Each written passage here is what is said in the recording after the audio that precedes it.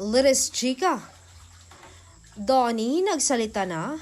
Totoo nga ba ang dudurugin ang issue? Usap-usapan ngayon online ang matinding revelasyon tungkol kina Donnie Pangilinan at Bel Mariano matapos kumalat ang balitang tila dudurugin umano ng Matini Idol dahil hindi natuloy ang umano'y planong kasal.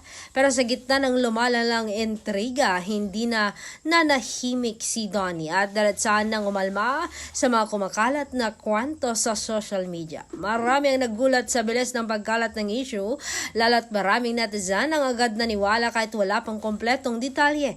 May ilan pang nagsasabing may mga taong sadyang nagpapalaki ng kwento para lang maging viral at pagpiestahan online.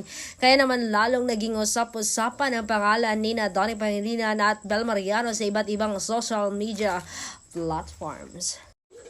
Ayon sa ilang netizens, unfair umano ang mga akusasyon at masasakit na komento laban kay Donnie dahil wala namang kumpirmadong pahayag tungkol sa tunay na estado ng kanilang relasyon. May mga fans ding nagsasabing dapat bigyan ng respeto ang pribadong buhay ng dalawa kaya gawing content o source ng fake assumptions. Sa kabila ng kontrobersya, marami pa rin ang curious kung ano ba nga talaga ang totoong nangyari behind the scenes. May third party ba? May misunderstanding lang ba? O sadyang gawa-gawa lang mga marites online ang lahat? Isa lang ang sigurado, habang walang malino na pahayag mula sa mismo sa involved personalities, patuloy na mag-iingay ang social media tungkol sa isyong ito. Marami rin ang humanga kay Donnie Pangilinan dahil sa pagiging kalmado nito sa gitna ng matinding bashings at negatibong comments. Sa panahon ngayon, hindi madaling harapin ang publiko pressure, lalo na kapag personal na buhay na ang pinag-uusapan.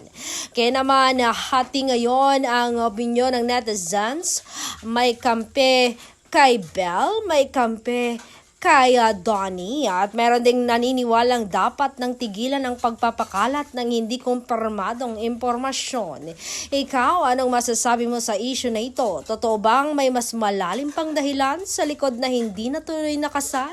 O isa lang itong malaking misunderstanding na pinalaki ng social media?